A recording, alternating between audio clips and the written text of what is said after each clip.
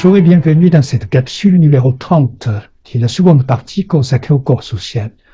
Je m'appelle Max, mais si vous avez visualisé les 29 capsules précédentes, je suppose que vous le savez déjà.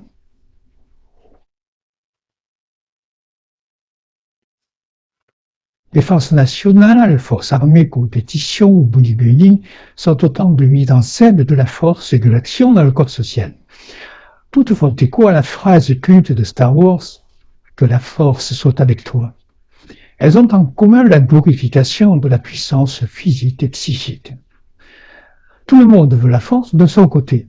Elle est idéalisée dans la mesure où elle donne un sentiment de protection et de contrôle. Mais elle peut aussi inspirer la crainte lorsqu'elle devient immaîtrisable ou coercitive. Un chef d'État est censé contrôler ce chaîne dynamique à l'échelle de la nation. Il peut décider d'engager une guerre, c'est-à-dire décider de ce sacrifice collectif qu'on appelle la guerre. Pour cela, il va émousser le désir de combattre chez son peuple, afin que chaque citoyen sacrifie spontanément sa vie pour la nation. L'idée d'un suicide organisé et consenti se profile ainsi en filigrane de l'action de guerre, afin que la nation commence. Psychologiquement, la guerre est un exutoire pour les pulsions collectives d'agressivité, et il n'y a pas d'histoire avec un grand H sans dynamite martiale, et celle-ci opère éternellement sous des prétextes différents. Comme les autres, le schéma dynamique de la force est ambivalent. Il a un côté lumineux et un côté obscur. Lumineux lorsqu'il est porté par un idéal de bienveillance, à l'image du Jedi et de Star Wars, entrant en communion avec la force par la lumière. Mais il peut être l'expression d'un pouvoir dominateur, destructeur et maléfique, conformément à la représentation du Sith ennemi juré du Jedi. Si le premier se sert de la force de l'univers, inversement, le second entend faire plier l'univers à sa propre force. Les sports en général, les sports de combat en particulier, le culturisme, mais aussi la corrida ou la chasse mobilise cette dynamique de force-action et parfois, hélas, jusqu'à l'exaltation morbide et perverse. L'organisation de nos sociétés repose sur une valorisation du principe de force que nous nommons positivement héroïsme et négativement violence. Tout est question d'angle de vue. Culturellement, vous noterez que les films à succès sont généralement, sauf exception bien sûr, se mettant en scène des héros, des combats, des batailles réelles ou intérieures, rappelant un dépassement de soi d'une façon ou d'une autre. Passons au système transmetteur. L'onde fumée, l'écriture et l'imprimerie, la télévision ou la connexion informatique sont des manifestations de la transmission. Ainsi, le transfert du message est-il un sujet éternel? Dans le cas du rond de fumée, nous sommes en présence d'un signal développé notamment en Amérique et en Chine. C'était une communication optique utilisée sur de longues distances. Le signal était contrôlé au niveau de sa taille et de sa forme. Il pouvait être vu de très loin et relié d'un lieu à l'autre. Un peu à l'image des signaux électriques se déplaçant de synapse en synapse, ces dernières jouant le rôle de station relais. Aujourd'hui, évidemment, la connexion informatique emboîte le pas à l'échelle de la Terre entière.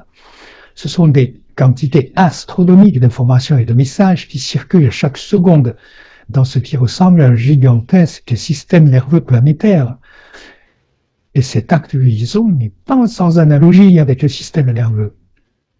Ce que physiologiquement nous nommons nerfs, voire épinières, neurones, axones, dendrites, synapses, tout cela assure la coordination de signaux comme le font les connecteurs d'alimentation, comme par exemple le RCA, le jack, le USB, ou bien les câbles, les prises, les cosses et tout ce qui permet de réaliser des liaisons électriques.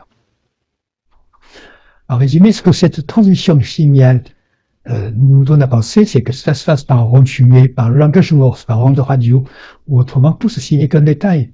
Par contre, c'est toujours la même dynamique d'émission-réception qui est à l'œuvre, tel un automatisme éternel, changeant d'avis au fil de l'histoire. La reproduction permet le renouvellement d'une espèce par la création de nouveaux organismes. Elle est aussi à l'origine de la naissance et de la mort des civilisations. Et finalement, ce que nous appelons les crises, qu'elles soient politiques, économiques, religieuses, ne sont que les stigmates de la reproduction et de la renaissance à l'œuvre sur un plan collectif. Ce cycle vie-mort prend au quotidien diverses apparences sociétales. C'est aussi bien les problématiques de la maternité, de la fécondation assistée, des soins palliatifs, des rites autour de la mort, du lien avec nos défunts, de la peine de mort, de l'abattage des animaux, des manipulations génétiques, mais aussi de la sexualité qui joue un rôle moteur dans l'apparition de la vie, donc de la mort. Même si celle-ci n'est plus aujourd'hui la condition de la procréation sur un plan technique, ni dépendante du mariage ou de l'hétérosexualité.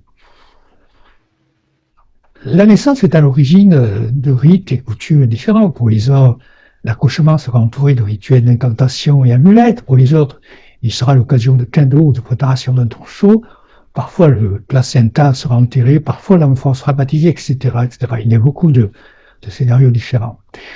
Le système reproductif convoque les notions d'hérédité et de patrimoine.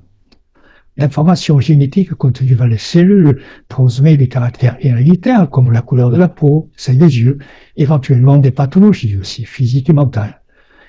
L'héritage peut être donc génétique, matériel, culturel et pourquoi pas spirituel.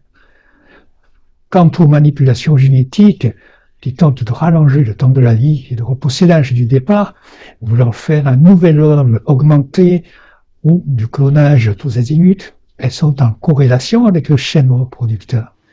Pourquoi? Parce que nos apprentis sorciers contemporains espèrent bien un jour contrôler ce schéma reproducteur. Souvent, hélas, pour de très mauvaises raisons, parfois pour des raisons louables. Passons au système structurant. La matière est la consistance de la vie. Elle joue un rôle de soutien, de maintien et de protection. C'est aussi bien le rôle de la peau, des os protégeant notre être intérieur, que de la charpente soutenant une maison dans laquelle nous trouvons protection. La structure est aussi représentée par les institutions organisant et structurant la vie en société. C'est l'urbanisation des cités et plus généralement tout ce qui pousse la collectivité à la cohérence, à la consolidation et à l'organisation d'un ensemble. Les villes sont souvent assimilées à un corps. On parle par exemple du cœur de la ville ou de ses artères.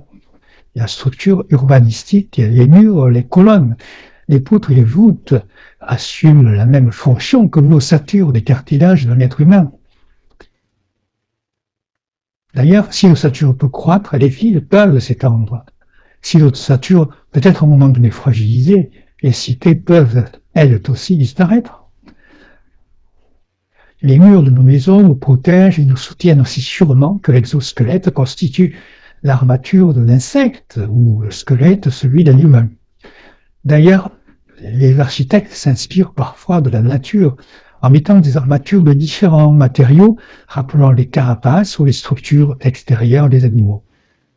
Ainsi, le stade de Pékin, surnommé nid d'oiseau, fut-il inspiré de structures de la nature.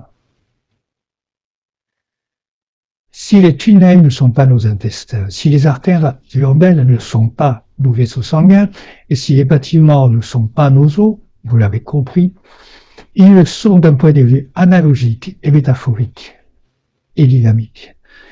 Dans tous les cas, le schéma dynamique structurant témoigne d'un art de bâtir et d'un génie universel de la construction où l'agencement de l'espace et les liens entre les parties ont un rôle essentiel